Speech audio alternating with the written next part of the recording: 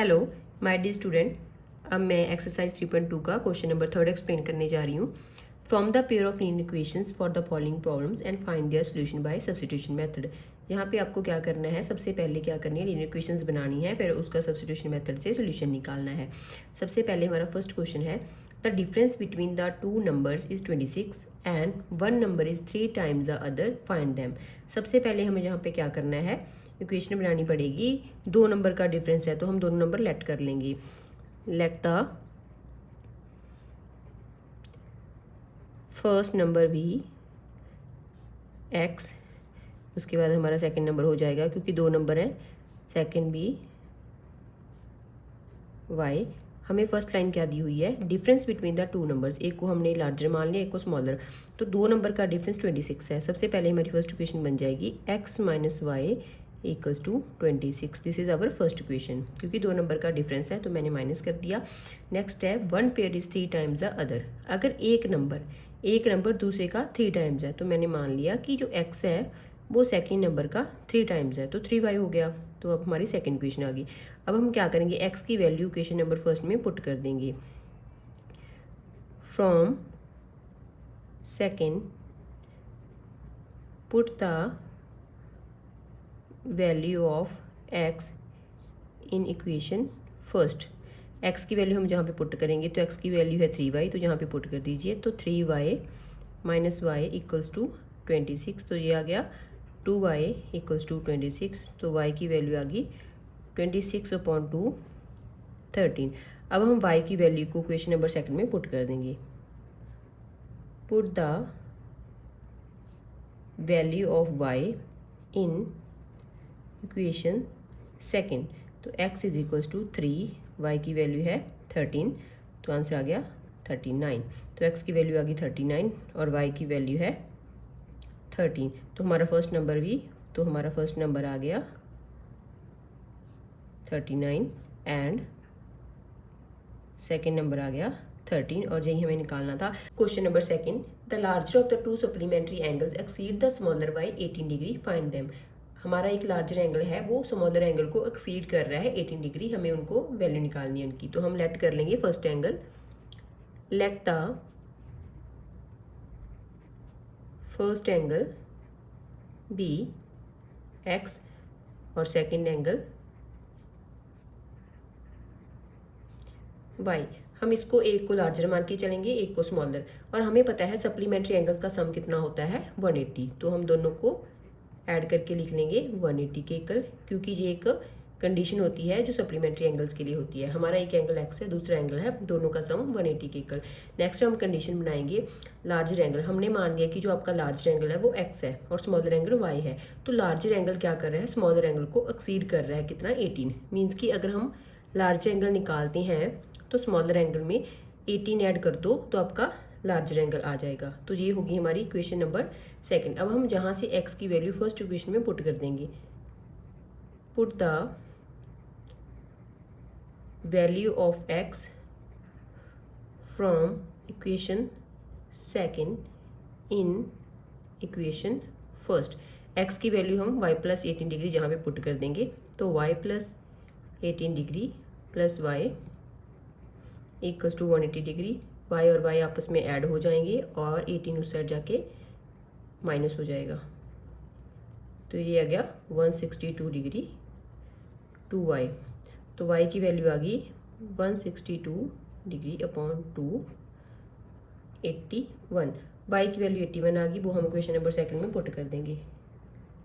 Put the value of y in equation second, तो x is equals to 81 degree plus 18 degree, तो value आ गई 99 degree. तो एक फर्स्ट एंगल हमारा आ गया, फर्स्ट एंगल हमने x माना था, वो आ गया हमारा 99 डिग्री, और सेकंड एंगल है हमारा y और वो आ गया हमारा 81 डिग्री। और दोनों एंगल्स के बीच देख लो डिफरेंस क्या होगा, 18 होएगा। This is our final answer. Question number 3, the coach of a cricket team buys 7 bat and 6 balls for rupees 3800। Later she buys 3 bat and 5 balls for rupees 1750। Find the cost of each bat and each ball. हमें जहाँ पे क्या condition given है, एक cricket team की coach है, वो क्या कर रही है 7 बैट और 6 बॉल को 3800 रुपीज़ में खरीद रही है। लेटर वो क्या कर रही है 3 बैट और 5 बॉल्स को 1750 रुपीज़ में खरीद रही है। हमें जहाँ पे क्या करनी है, ईच बैट और ईच बॉल की कॉस्ट निकालनी है। सबसे पहले हम लेट कर लेंगे, let the cost of each bat x and cost of each ball Y.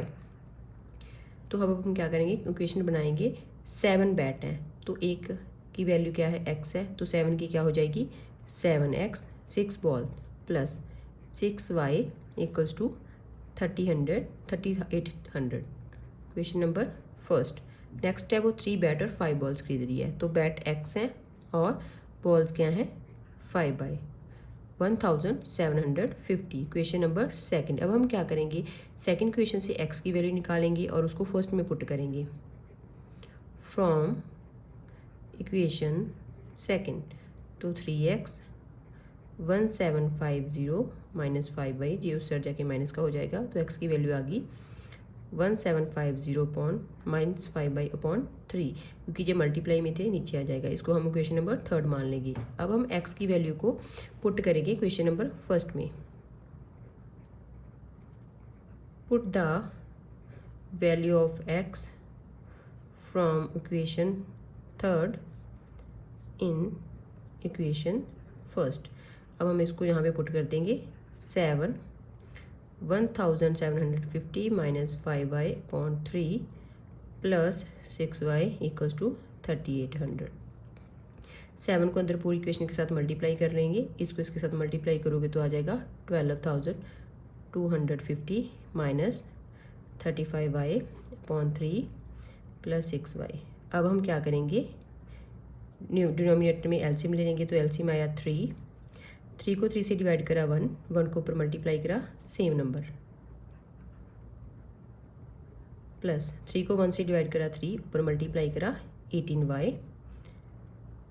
अब हम इन दोनों को सॉल्व कर लेंगे और 3 उस साइड चला जाएगा, तो आ गया 12250।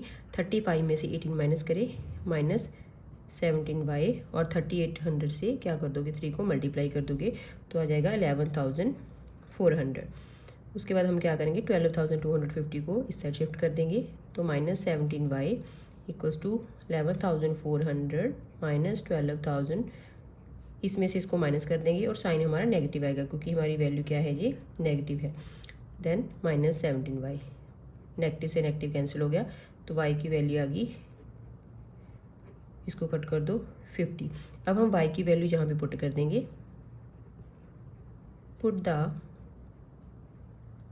Value of y in equation third, जहाँ पे हम इसकी वैल्यू पुट करेंगे x is equals to 1750 minus 5 into 50 upon 3।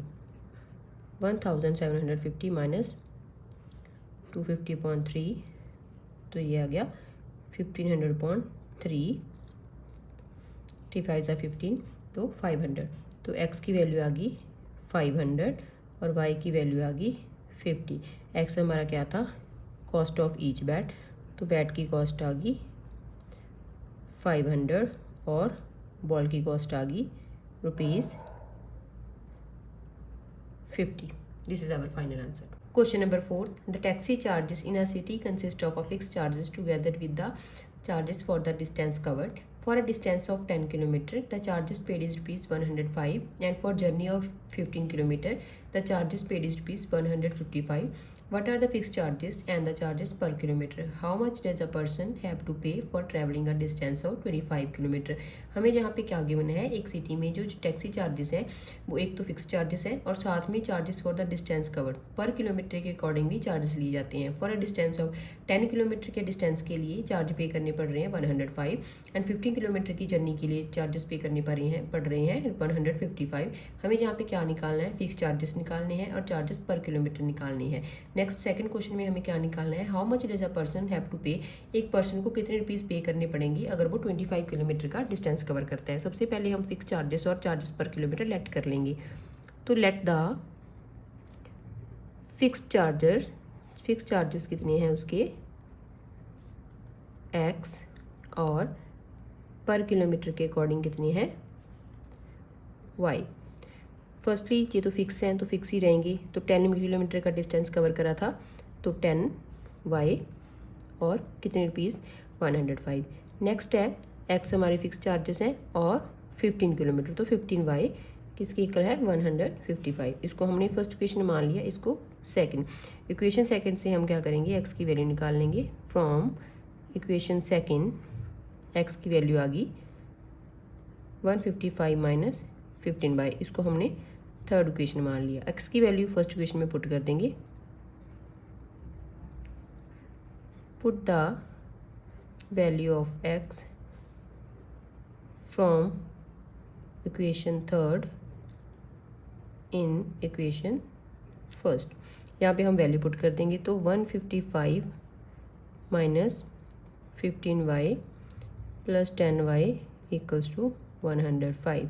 इनको हम क्या कर देंगे, सब्ट्रैक्ट कर देंगे तो आ जाएगा -5y और जो 155 उस तरह जाके माइनस का हो जाएगा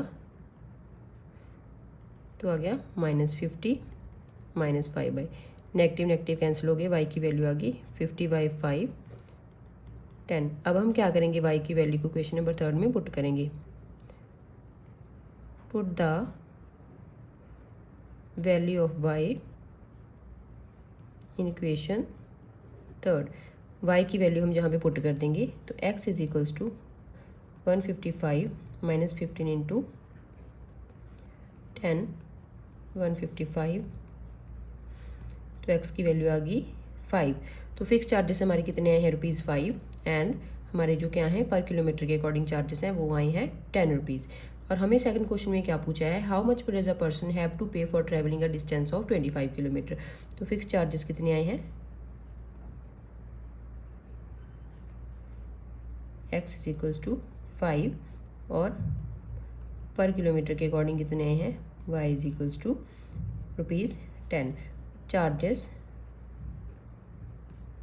फॉर 25 किलोमीटर, तो 25 किलोमीटर के लिए जो फिक्स हैं वो तो फिक्स ही रहेंगे और डिस्टेंस इतना कवर करेगा उतनी चार्जेस। तो x की वैल्यू हमारी 5 आई है, 5 + 25 इंटू 10 देन 5 250, तो आंसर आ गया 255।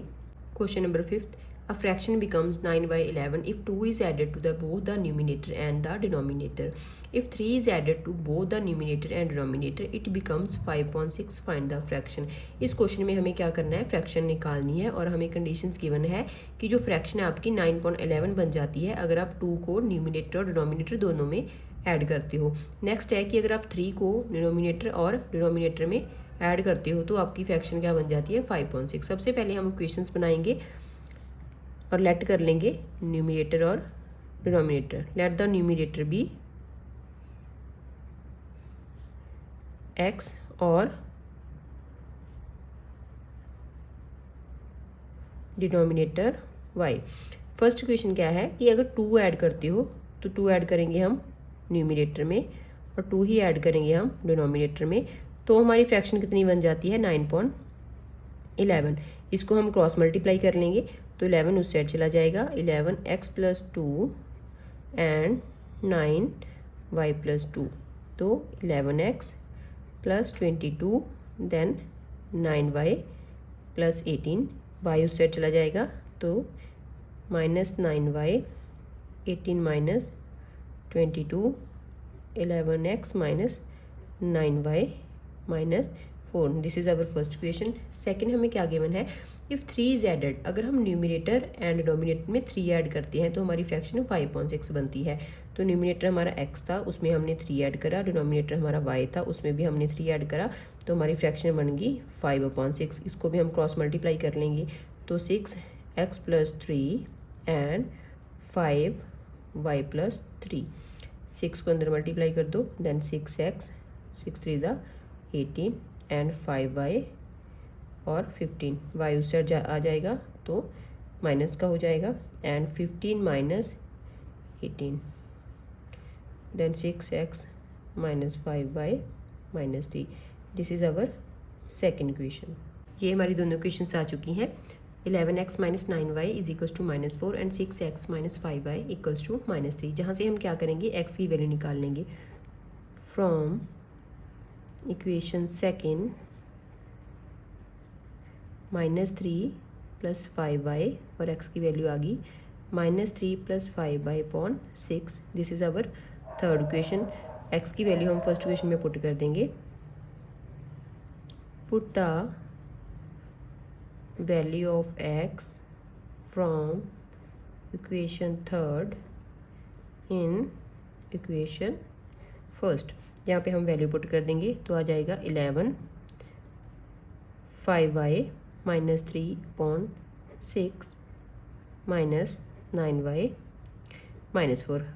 मैंने इसी को आगे लिख दिया और इसको पीछे लिख दिया, तो हम इसको मल्टीप्लाई कर देंगे तो आ गया 55y -33/6 9y/1। अब हम इनका एलसीएम ले लेंगे, तो एलसीएम आ गया 6, 6 को 6 के साथ डिवाइड करा 1, 1 को ऊपर मल्टीप्लाई करा तो सेम नंबर, 6 को 1 से डिवाइड करा 6 और मल्टीप्लाई करा 54y -4। अब 6 उस साइड चला जाएगा और ये दोनों आपस में माइनस हो जाएंगे। 55 से हम 54 माइनस कर देंगे तो आ गया y -33 एंड ये उस साइड चला गया तो आ गया -24। अब हम क्या करेंगे, 33 को दूसरी साइड शिफ्ट कर देंगे, देन -24 + 33, 33 में से 24 माइनस करें 9, तो y की वैल्यू आ गई 9। अब हम क्या करेंगे, y की वैल्यू 9 को इक्वेशन नंबर थर्ड में पुट कर देंगे। Put the value of y in equation third, तो x = -3 + 5 × 9/6, तो ये आ गया 45 - 3 42/6, आंसर आ गया 7। तो x की वैल्यू आई है हमारी 7 और y की वैल्यू आई है 9। तो हमसे पूछा था फ्रैक्शन, तो फ्रैक्शन किसके इक्वल होती है, न्यूमिनेटर अपॉन डिनोमिनेटर। तो न्यूमिनेटर की वैल्यू 7 एंड डिनोमिनेटर की 9, तो हमारी फ्रैक्शन आ गई 7/9। Question number 6, 5 years hence the age of Jacob will be 3 times that of his son, and 5 years ago Jacob's age was 7 times that of his son. What was their present age? हमें जहाँ पे क्या given है कि 5 साल बाद जो Jacob की एज है वो उसके बेटे की एज का 3 टाइम्स हो जाएगी, और 5 years एगो मतलब 5 साल पहले जैकोब की एज अपने बेटे की एज का 7 टाइम्स थी। सबसे पहले हम दोनों की एज लेट कर लेंगे। Let the age of son x and Jacob's age कितनी है, y है। कंडीशन देखेंगे, इन्होंने बोला है कि 5 साल बाद, तो 5 साल बाद दोनों की एज क्या हो जाएगी, 5 साल बढ़ जाएगी, तो x + 5 और y + 5। तो हम लिखेंगे यहाँ पे y + 5 = x + 5, और कंडीशन गिवन है कि जैकोब की एज लड़के की एज का 3 टाइम्स हो जाएगी, तो हम इसका 3 टाइम्स कर देंगे।